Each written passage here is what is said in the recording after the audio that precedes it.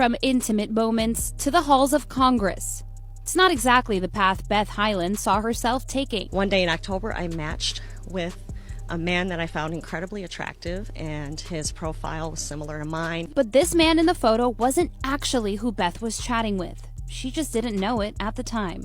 Then, after several weeks, he suddenly had a problem. He asked if I would try to transfer the money if I would log in, and I did. Pretty soon, Beth took out loans for $26,000 and transferred the money using Bitcoin. I mean, why wouldn't I help my fiance if I knew the money was coming back? But the money never came back. It happens so often that it's finally getting the attention of the federal government. A bipartisan bill would require dating apps and social media companies to issue notifications to users who interact with accounts that have been banned or flagged for fraud. Government agencies issuing bulletins warning Americans, specifically seniors, about the rise and sophistication of romance scams. The FBI saying it's cost victims billions of dollars over the years, and so much goes unreported. All of my money was just stolen. Today I was the victim of phone fraud. Somebody called saying that they were from my bank, from the fraud department of my credit card, that there were fraudulent charges on my card. He asked to verify, he verified them, asked me if I did them, and I said no, and then he said, okay, I'm gonna cancel your card right away, like, I'm gonna help you out, don't worry about it. He somehow already had access to, like, see my transactions on that card, so he went through, like, the most recent ones, and asked me, like, is this legitimate, is this legitimate? I was like, yes, like, that I know. And then he somehow got access to, I didn't give him any passwords, nothing. He, like, already had stuff. He just asked me for, like, normal verification questions. And he was somehow able to access my account, and he wiped my checking and my savings clean. I reported it to BMO fraud. And I'm going to the police station now to report it as well. Just be so careful when people call you. Please, just be careful. We're gonna be covering different types of scams in this video. As much as we are smart and we all think that we'll never get scammed in our lifetime, but as much as we are smart, the scammers are actually getting smarter and actually devising many different other ways that they can actually scam us. So in terms of these scams, there's one thing that's in common, which is the underlying thing that these scammers are looking for. They're actually looking to scam you out of your hard worked cash that you have, whether cash in your savings account or anywhere where you have money. They're actually looking to cash out of that and actually take your livelihood and the money that you've worked so hard to actually obtain out of your sweat and blood. So in this video, we're gonna be informing you on the different types of scams and the scams that other people have actually come across, and some of them will actually share in terms of how they did to actually get out of those scams. Maybe this information can help someone in the future when they actually come across a similar scam, because we all don't like scammers. So let's do our best to be well informed so that we don't get scammed. And before we get on with the video, if you are new to this type of channel, don't forget to leave a subscribe so that we can grow the channel and actually get more of this information to other people so that they can also be aware and be prepared then when they come across such similar scams. There is a new scam going around social media, especially Facebook, and this one feels relatively legit. So they're hacking into people's accounts and they're putting up this post. They're going to start by pulling on your heartstrings. And again, this is a friend or a family member that appears to be posting it. So they're like, listen, hey, my uncle, my dad, my friend is downsizing. First come, first serve. To reserve an item, just give me a deposit, fully refundable, of course. And then see if you want to purchase it. And then you can come over and you know, we can make it work. And these are really good deals. 10 grand for the truck, camper for 5 grand, a sofa, love seat, 200 bucks. Yeah, my house just flooded. I'll take that. Golf cart for 3 grand. Who doesn't love a golf cart? And this stuff looks like it's in really good shape. Who doesn't love a bargain? I love a bargain. Give me that truck for 10 grand. I will take it. And again, the rest of these prices are looking pretty good too. The problem is that obviously it's a hacker, so you send them either $500 or $1,000 to reserve whatever item it is, or maybe even less for, you know, something that's smaller. And obviously they're going to take your money and keep it. But they're private messaging back, like they know you, they're your friend, and then obviously you're not going to get your money back. I know 3 people that have been scammed by this exact same post. It is the same pictures, all the same prices. They did change the relationship of the person, an uncle, a dad, a friend, whatever, it doesn't matter. But it's almost all the same stuff. If you are going to be sending money to anyone, make sure that they are not hacked. Ask a question that only that person would know. Call them on their phone, FaceTime them, and make sure that that's still the same person and they actually posted it. These scammers are getting smarter and smarter. You got to be really careful out there. This one is actually very simple to avoid. Why not just avoid sending money to strangers, even if you want to purchase something? If you really want to buy something via Facebook Market, my advice is that communicate with that person and arrange a meetup, and obviously in a public place, and take someone with you so that they actually show you the valuable that they're actually selling. Then once you see that it's legit, it's a real person, they have everything that you're looking for, then you can give them the cash, then you get the valuable. Simple as that. Why would you just send someone via your money via Facebook? I mean, yeah, we're different, but I guess people do that. This is a scam alert. I got a call from a guy who supposedly was from Customs and Border Protection, who knew my name and my address, and he said that my name had been listed as the recipient on several packages that contained drugs and other, contraband that were sent to the state of El Paso. That was what tipped me off. He was talking about the state of El Paso, and this person calling me had a very thick accent. I think he was probably Indian. Got him. We fucking got him.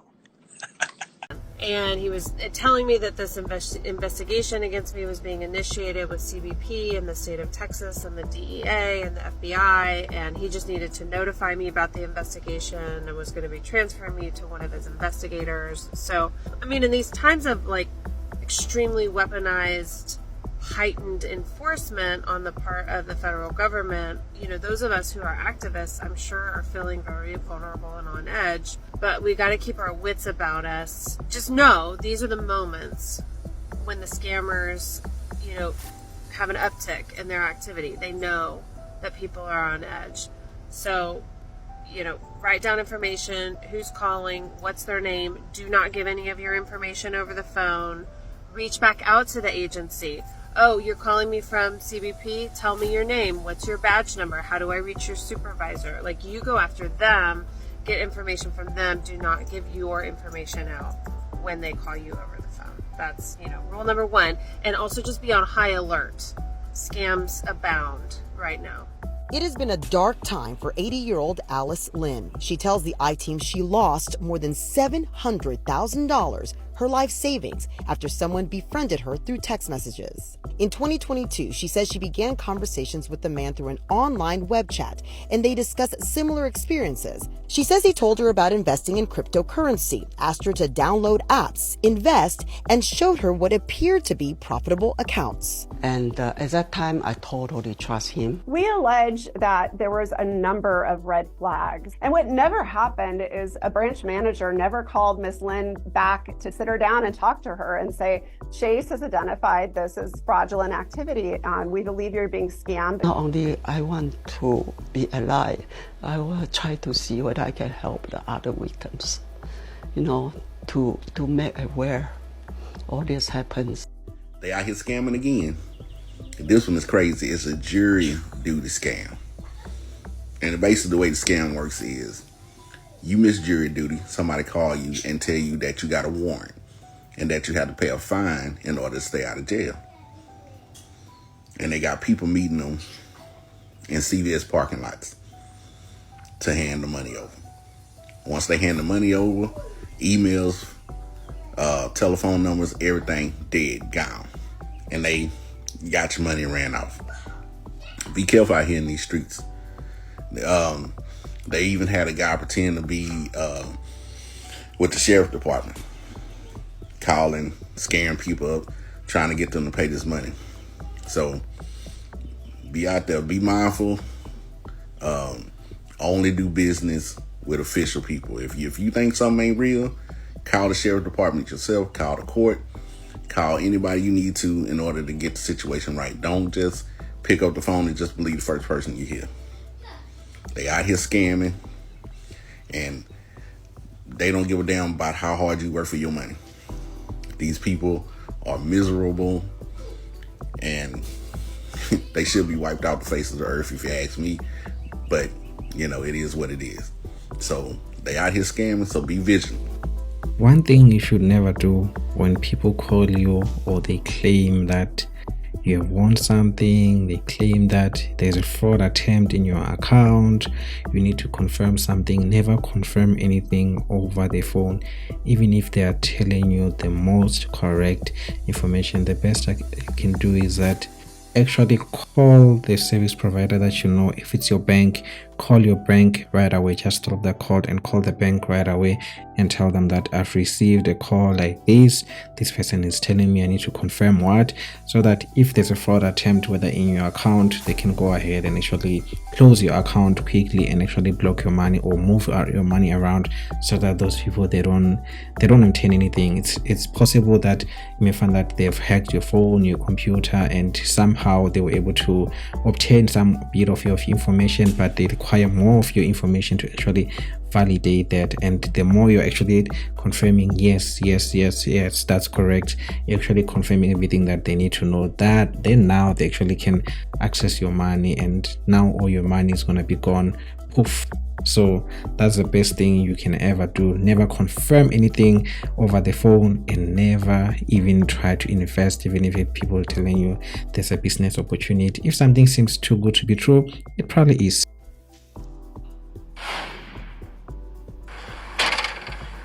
Once I turned around, the first guy was right in the front of me. An 82-year-old Orange County woman claims two men scammed her and got away with $11,000 from her bank account. It was terrible. And it bothered me to this day, and I can't sleep sometime at night.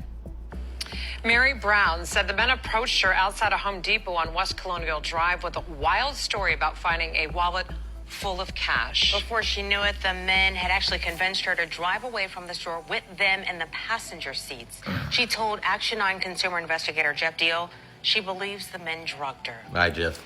What you got her? Well, she described it as an out-of-body experience. She felt like these men were controlling her. For some reason, she had no problem giving over all of that cash and even giving over the rings off her fingers. The other guy was sitting right here in the car. He never did get out. He just stayed in there the whole time while you were in the bank? The whole time. Retelling the story for Mary Brown isn't easy, but for her, it's important. I want everybody to know that these people are out there and they're taking advantage of it. By these people, she means two older men in their 60s or 70s who approached her outside this Home Depot on West Colonial Drive. She just loaded her trunk with mulch. Once I turned around, the first guy was right in the front of me. He had a wallet, claimed another man dropped it and then took off from the parking lot, ranting and raving. A moment later, a second man joined the conversation, claiming he too saw that. The three of them took a quick peek inside the wallet. And he opened just a little bit. He said, "Oh my God, this is $62,000." And he had a little note in there. He just counted it? $62,000. Mary suggested they turn it in to Home Depot. But the men convinced her all three of them should divvy up the money. They said the sheriff's office would hold on to it for 90 days, then they would never see it again. That's when they got in my car. You know, a man in the front and a man in the back, and I never seen these people before. That's something I would never do in my life. So they drove from the Home Depot to the Vision Works nearby, which is this building right over here, to get away from the prying eyes of Home Depot's surveillance cameras. The men convinced Mary they each needed to add money to the pot so they could split it up evenly. Mary's bank was just up the road. So this man sitting in my car with me, he said, "How much money you got?" It didn't take long before Mary was in and out of the Truist Bank with $11,000 in cash. The entire time, she felt everything was okay. Were you scared when they went in the car with you? No, I was not. She even had no problem handing over the rings off her fingers just before the men left, promising to be right back to divide up the money. I never seen him again. So I was sitting in my car, and that's when it hit me. You've been taken. Mary now believes she was drugged. Why wasn't she scared? Why did she trust these strangers, allow them in her car, and give them all that cash? When I came home, I didn't want to tell my daughter. I felt so stupid. I bet you do. I'm sorry. I felt so bad. She obviously did tell her daughter, and now she wants everyone else to know about what happened. The Sheriff's Office Economic Crimes Unit is investigating this case. They tell us it's still early in the investigation, but they will do everything they can and look at all leads to try to bring justice for Mary. That's crazy. Reporting in Orange County, Jeff Deal, Channel 9 Eyewitness News. Yeah, it's said that this woman actually lost her money. It's just that sometimes when we actually think about the potential of actually making more money or doubling our money in an instant, it actually clouds our judgment to a point that we would actually do what actually people are suggesting us to do. This is similar to online gambling. As much as you have money, maybe you have, like this lady, you have $11,000 in your account, you actually think that maybe I can actually double this $11,000 by just playing a bet in less than 5 minutes. I can actually double that money, and you're gonna go and withdraw all the money and place a bet in the hopes of actually thinking that you're gonna double the money. So as soon as now you've lost that money, you're gonna start making up stories to try to justify the fact that you actually lost the money and actually did that thing willingly.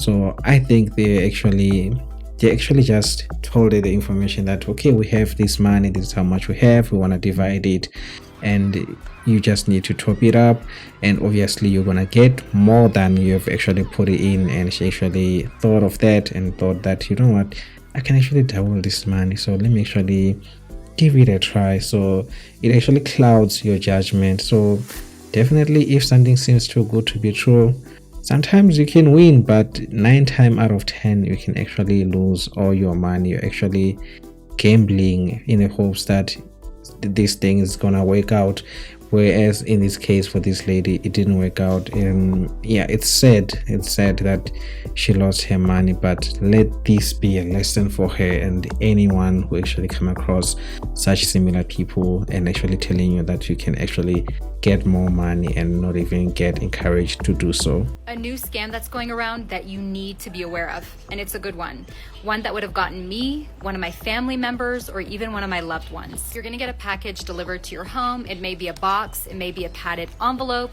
It will be addressed to you with your information on it, and it may or may not have a sender address on it. Cool, somebody has sent me something. You open up the package. Inside is a QR code that you need to scan to find out what your gift is. The instant that you scan it, you have handed over every single piece of information you have on your phone. And I mean everything. We're talking about your passwords, your text messages, your photographs, your emails, your banking information, everything, including access to your cloud and local devices. And time may pass and you may think, oh, they didn't get me. I scanned the QR code, but I'm totally fine. Nothing happened.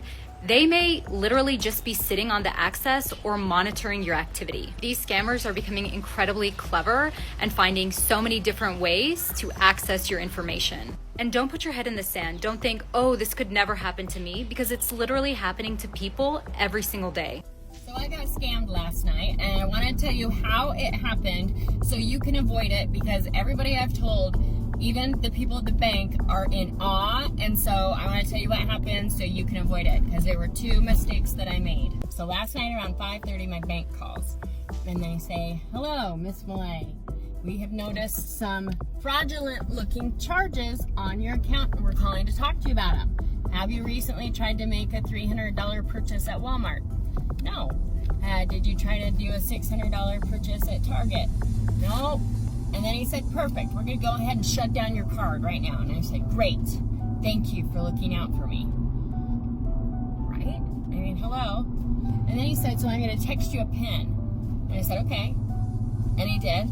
And he said, read me the number that comes back. So I gave him the number that came back. And then he said, we're going to expedite you this new card, but because it's Thursday, you're not going to get it until Monday, but we'll need to set up the PIN. So what was your old PIN? And I told him, that was mistake That was where I made a mistake. So I told him my PIN. However, everything seemed legit.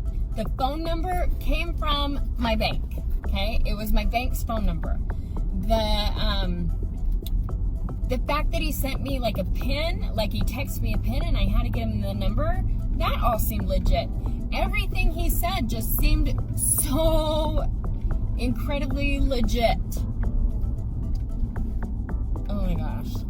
I think he might have even said, so just confirm your old PIN with me. And so I said, I gave him my old PIN and he said, okay, and now what's your new PIN? And so I told him a new PIN. Anyway, and then like he was just going through some things and I said to him, now my bank recently changed names, okay? Like recently, within like the last week or two. So this all just kind of seemed legit. So I said to them, or what did I say? I said, so you guys are changing names right now? And he said, yeah, we're just in the middle of the merger. And I'm like, oh, perfect. And then when he said goodbye and he said, thank you for banking with, he said the name of the new name of the bank. When he first called me, it was the name of the old bank. And then when he said, like we had spoken about the name change, he said goodbye from the new bank. You guys, this was all so legit, okay? So then I'm feeling great. And then I look at my account and I see that there were some other charges too. There's like a $150 charge from a grocery store in Henderson, Nevada. A Sprouts in Henderson, Nevada. There were about 4, like a Circle K in Henderson, Nevada. There were about 7 charges totaling about $400 from Henderson, Nevada. I live in Salt Lake City, Utah. So this morning, I call up my bank, but I called the number, like I just went into recent calls and I just dialed it straight back and it went to my bank. And I talked to a guy and I said, you guys called me last night. There was some fraud, but I've noticed some other charges and I just want to make sure you guys are aware of them. And then they transferred me to the fraud department and I told her this whole story about exactly what happened. And guess what? As soon as I was telling her a story, she said, did they ask you for your PIN? And I said, yes. And I said, oh my God, I got scammed. How did I get scammed? Like, oh my God, like seriously. And I said to her, I said, I'm only 45. How did I get scammed? It's not like I'm 85. Like, I should have known better. And scammers are people that are very smart. They will always play with your emotions, and there's one thing that they always do is that there's always a sense of urgency. Like whatever that's going on, it needs to be done now. Like they will always try to make sure that you don't drop the call. They always put emotional triggers there to keep you in the call as long as possible, to keep your attention, and they'll always try. So what happens is that you'll be so concerned about losing your money, not knowing that you're actually giving these people all the information that they're requiring to be able to confirm everything that they need to confirm. Because sometimes when you find that they've actually hacked the database for the bank and they just want some few confirmation to bypass a couple of things, so you actually confirm. So it's very tricky. Like these are scams that can get even the best of us, but knowing what to do when you encounter such information is the best thing that you can ever do. If ever people call you that there's a scam in your card, the best thing you can do, drop the call, go to Google and Google the cell phone number of your bank. If it's during the day, maybe you can drive and rush to the bank and actually go there physically and talk to the teller and tell them that, okay, I received a call of 1234. They say I should do 1234. Then maybe you can be able to bypass and not get scammed. Yeah, and that's all that I have in store for you, and I hope you enjoy this type of content. And as always, I'll see you next time, same time, same place. Bye.